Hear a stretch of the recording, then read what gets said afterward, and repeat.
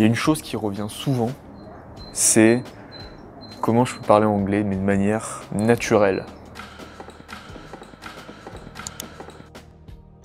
Ce que je veux dire par là, c'est pas comment tu peux avoir une manière de parler en anglais qui est fluide, mais plutôt comment ça peut devenir une habitude. C'est comment parler quotidiennement. Techniquement, si tu commences à te mettre dans ton lit, à partir du moment où tu as regardé le début de cette vidéo, et tu t'es dit, oulala, il va falloir que je parle anglais quotidiennement, comment en fait y remédier, comment en fait ne plus avoir cette perception que ça va être chiant et agaçant.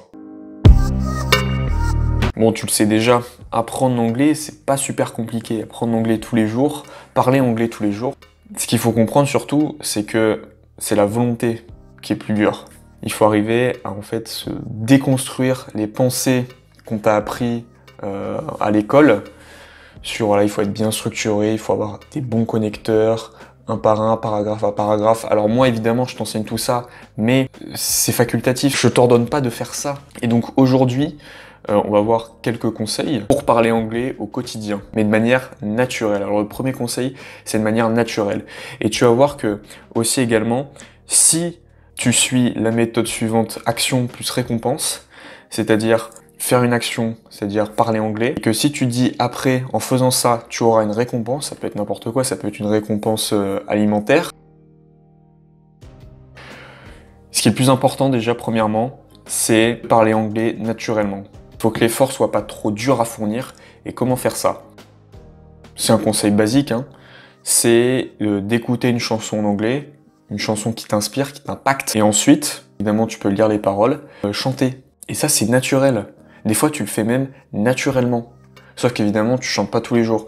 Mais déjà, tu parles anglais. Ce que tu peux faire également, c'est tu prends un livre ou une BD en anglais. Moi, je te conseille une BD parce que tu auras l'image et en plus le texte. Évidemment, tu prends un livre que t'aimes, hein, vraiment, qui est à ton niveau, et tu lis à voix haute le texte. Et là, encore une fois, tu parles anglais. Alors là, il y a la deuxième méthode aussi. Comme je te l'ai dit, c'est de s'enregistrer. Alors, tu as plusieurs manières de le faire. Tu peux t'enregistrer, ou alors, ce que tu peux faire aussi, c'est te filmer.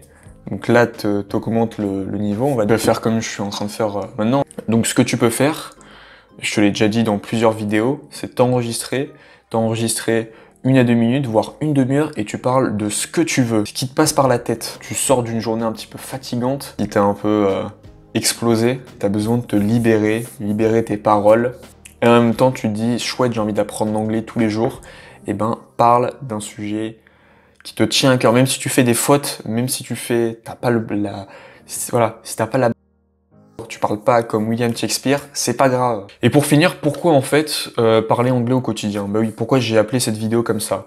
Parce que, comme je te l'ai dit, dans plusieurs vidéos, encore une fois, c'est la meilleure façon de progresser naturellement.